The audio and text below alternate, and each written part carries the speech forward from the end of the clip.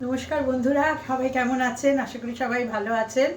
আজকে আমি আবার এসে গেছি আর্টস কিচেনে একটা নতুন রেসিপি নিয়ে। আজকে আমি আপনাদের করে দেখাবো ক্ষীরের মালপোয়া। এটা একটা অনেক পুরনো রান্না।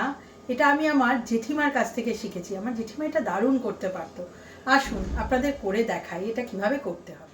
ক্ষীরের মালপোয়া করবার জন্য দুধটাকে একদম শুকিয়ে ক্ষীর করতে হবে।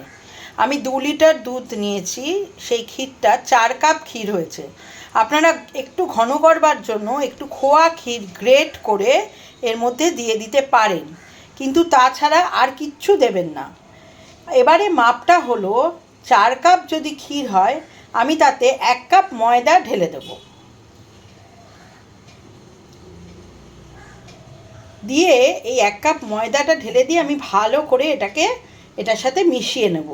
কোনো চিনি মিষ্টি কোনো কিছুই কিন্তু এটার মধ্যে দেবেন না, শুধু ভালো করে এটাকে মেখে নেবেন। আপনারা চেষ্টা করবেন এই মাপটাই মেনটেন করতে। যদি দেখেন অতিরিক্ত ঘন হয়ে গেছে, তাহলে আপনারা সামান্য একটু জল দিয়ে দিতে পারেন। এইখানে আমি চিনির শিরা বসিয়েছি। জলের মধ্যে চিনি দিয়ে সেটাকে ফুটিয়ে একটু ঘন করে আমি শিরা বানাবো। খুব বেশি ঘন এটা হবে না, এটা মোটামুটি একটু পাতলা কনসিস্টেন্সি থাকবে। আমি এটার মধ্যে সামান্য একটু বেকিং সোডা দিয়ে দিচ্ছি, যাতে এটা একটু ফুলে যায়। দিয়ে আপনারা ভালো করে এটা মিশিয়ে নেবেন। দেখুন কনসিস্টেন্সিটা এই রকম হবে, এইরকম কনসিস্টেন্সি হবে। যদি এর চেয়ে বেশি ঘন হয়ে যায় আপনারা একটু জল মিশিয়ে নিতে পারেন। তা না হলে দুধ কিন্তু মেশাবেন না, তাহলে কিন্তু লেগে যাবে। আর মাপটা ঠিক রাখবেন, তাহলে মালপোয়াটা খুব সফট হবে। এবার দেখুন আমি তেলটাকে গরম করে নিয়েছি। আপনারা সাদা তেল ইউজ করবেন, কিন্তু কখনোই সর্ষের তেল ইউজ করবেন না, তাহলে কিন্তু একটা তেল কাশটি গন্ধ হতে পারে। এবারে আমি এটা ছেড়ে দিচ্ছি।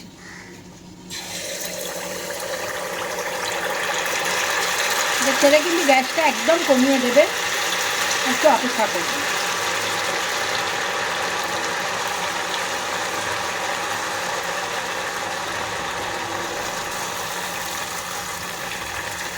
বন্ধ করুন বন্ধুরা, দেখুন কনসিস্টেন্সিটা এরকম হয়েছে।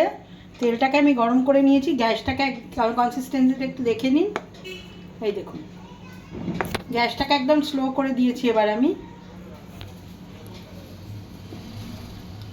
গ্যাসটাকে একদম স্লো করে দিয়ে এবার আমি আস্তে করে হাতায় করে নিয়ে আমি ছেড়ে দিচ্ছি। আস্তে করে, জিনিসটা খুব সফট, একটু সময় দেবেন। গ্যাস বাড়াবেন না, গ্যাস একদম বাড়াবেন না, একটু হবে আস্তে আস্তে। একটা পিঠ হয়ে গেলে উল্টে দেবেন। দেখুন কীরকম গোল হয়ে ফুলে উঠছে। এবার গ্যাসটা আস্তে একটু বাড়িয়ে দেবেন, দেখবেন মাঝখানটা নরম থাকবে আর সাইডটা একদম ভাজা হয়ে যাবে, একটু লাল লাল হবে। তারপরে আমরা এটা তুলে চিনির রসের মধ্যে দেব। আমি উল্টে দিয়েছি, দেখুন একটা পিঠ হয়ে গেছে। এবার অন্য পিঠটা উল্টে দিয়েছি, সাইডটা এরকম একটু লাল হবে আর মাঝখানটা একটু নরম থাকবে। সেটাই হচ্ছে এই মালপোয়াটার বিশেষত্ব। দেখুন আমি কড়ার থেকে তুলে এটা চিনির রসে দিয়ে দিয়েছি। এরকম দেখতে হবে, খেতে খুবই সুস্বাদু এটা। এই চিনির রসে এটাকে অন্তত 4-5 ঘন্টা ভিজিয়ে রাখতে হবে, যাতে মিষ্টিটা এর মধ্যে ঢুকে যায়।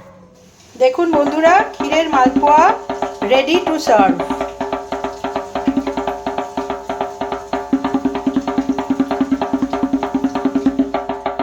আশা করি আজকে আপনাদের সকলের ভালো লেগেছে রেসিপিটা। একটু কঠিন হলেও আসলে কঠিন কিছু নয়, শুধু কনসিস্টেন্সিটা ঠিক রাখবেন ক্ষীর আর ময়দা, তাহলেই কিন্তু খুব সহজেই এটা হয়ে যায়।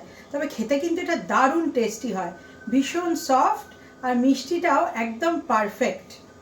অবশ্যই আপনারা সবাই এই রেসিপিটা ট্রাই করে দেখবেন। আর আমার রেসিপিটা যদি আপনাদের ভালো লেগে থাকে, লাইক শেয়ার আর কমেন্ট করতে ভুলবেন না, কিন্তু অবশ্যই আমার চ্যানেলটা সাবস্ক্রাইব করবেন। থ্যাংক ইউ, দেখা হবে আবার আগামী।